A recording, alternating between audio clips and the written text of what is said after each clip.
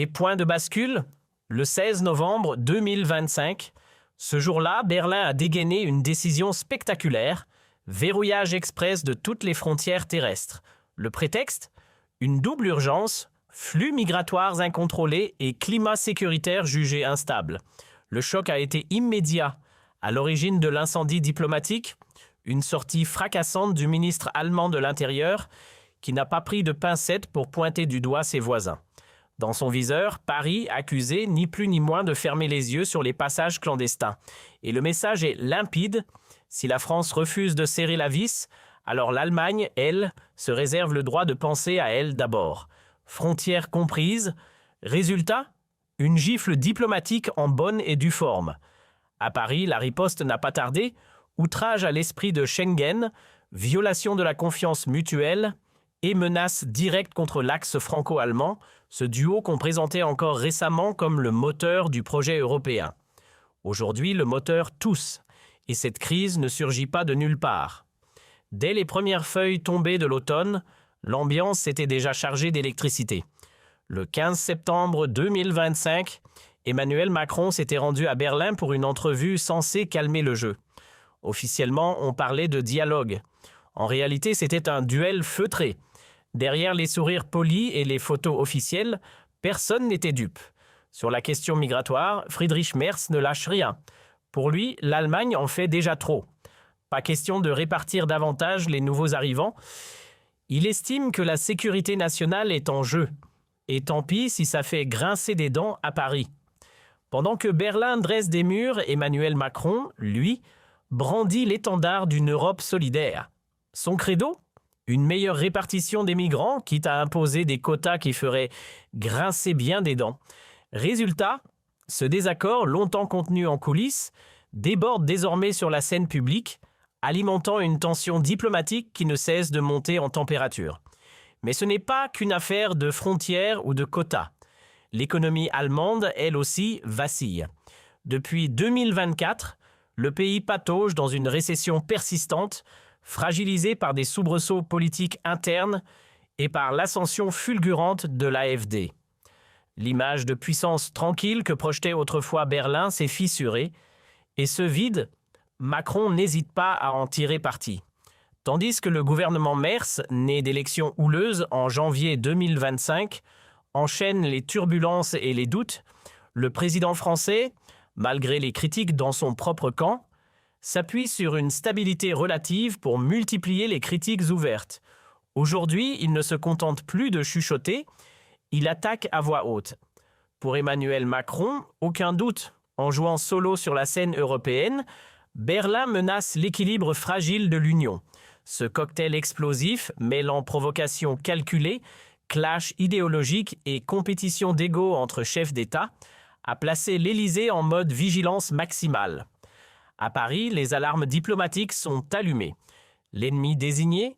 Aucun suspense. Le chancelier allemand en personne et sa doctrine de repli sur soi, qu'il tente d'ériger en modèle pour toute l'Europe.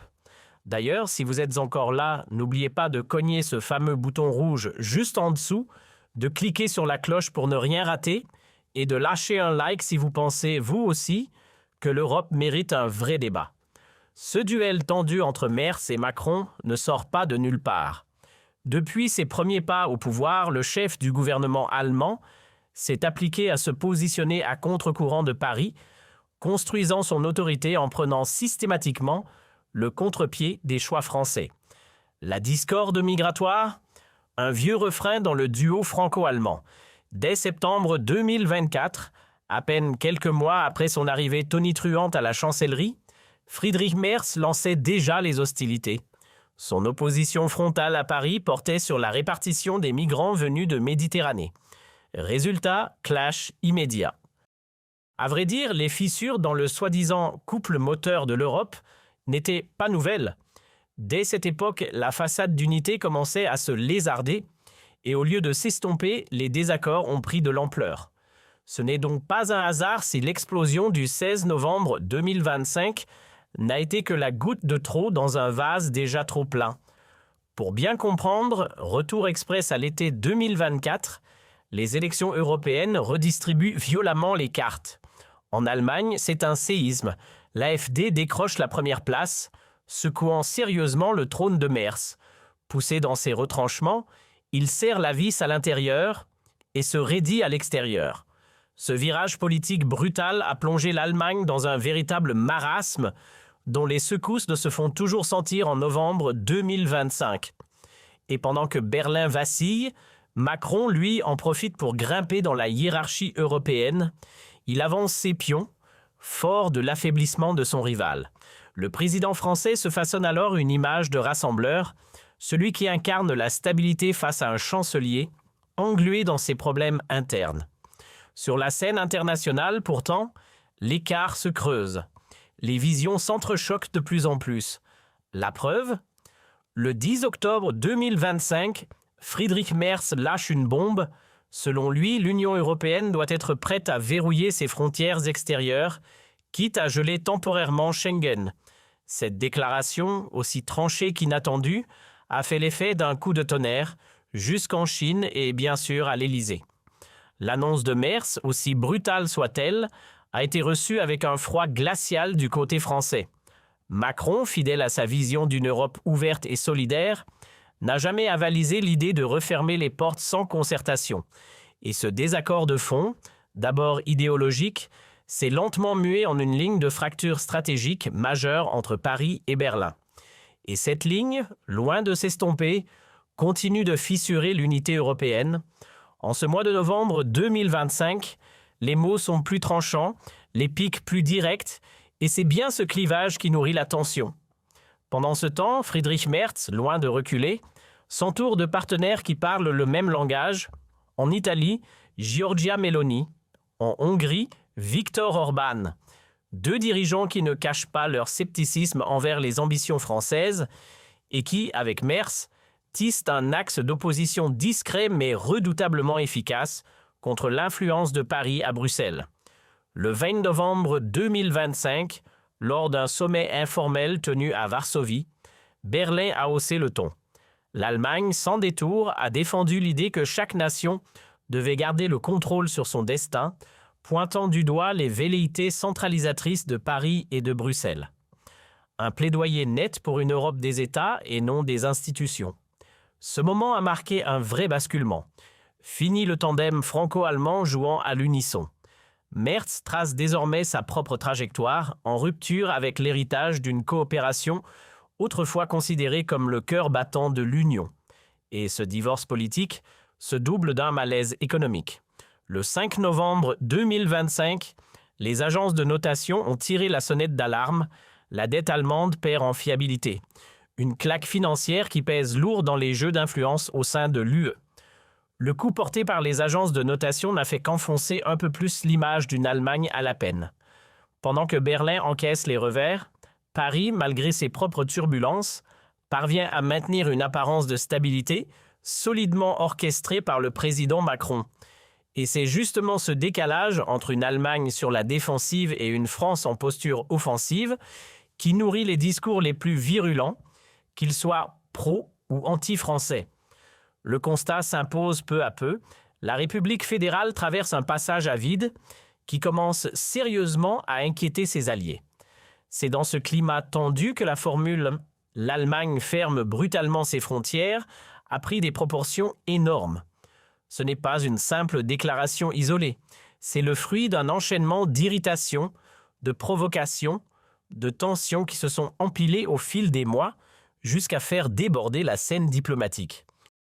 Sur la scène européenne, Emmanuel Macron se retrouve sur une corde raide.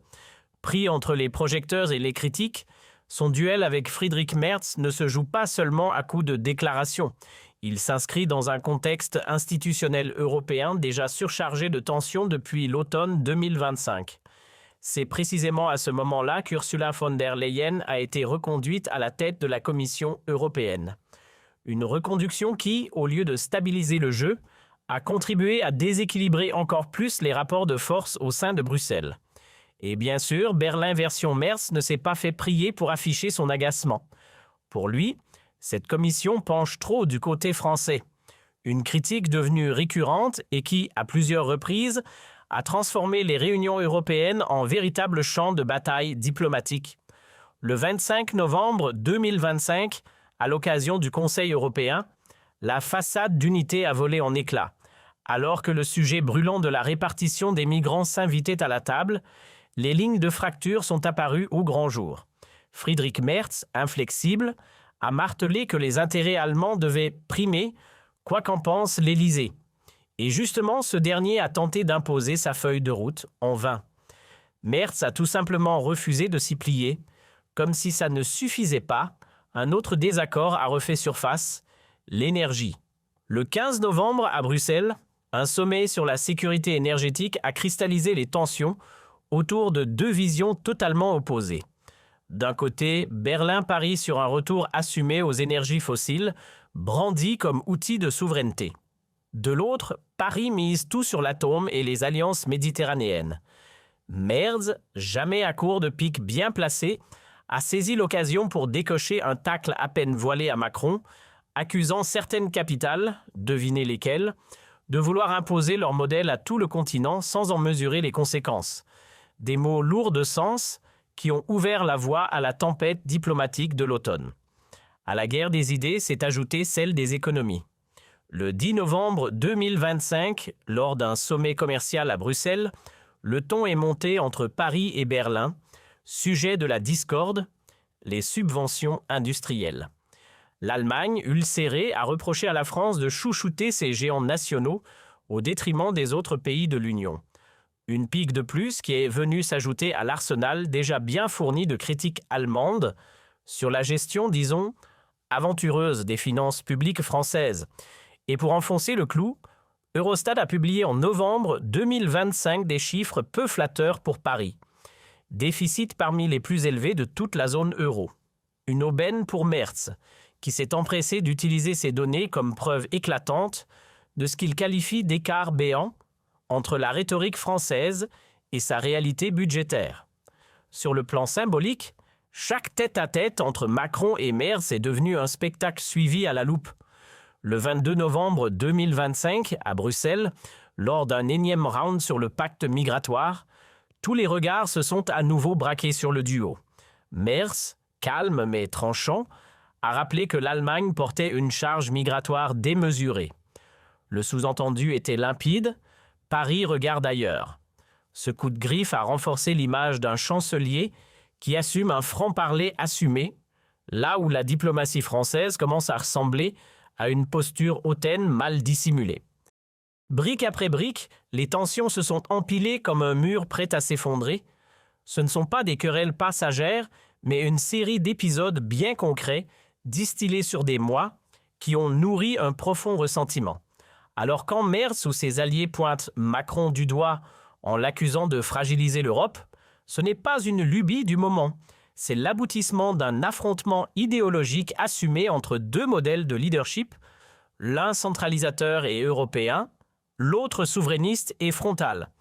Et le 28 novembre 2025, cette fracture éclate au grand jour. C'est l'apogée du clash.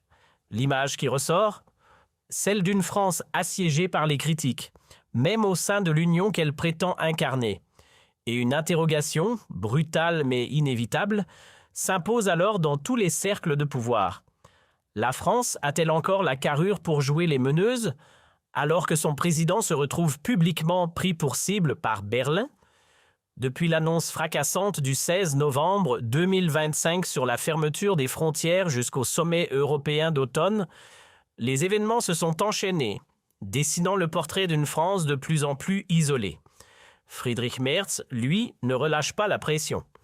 À force de coups médiatiques et de critiques bien placées, il tente de s'imposer comme l'alternative au modèle incarné par Paris. Pour Berlin, le leadership européen ne se joue plus à deux. Désormais, l'Allemagne entend imposer sa voix et elle le fait en frappant là où ça fait mal. L'image internationale de la France.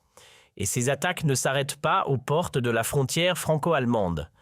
À Rome aussi, les signaux sont au rouge. Le 25 novembre 2025, lors d'une réunion entre Giorgia Meloni et plusieurs commissaires européens, la question de la vulnérabilité française a été posée sans détour.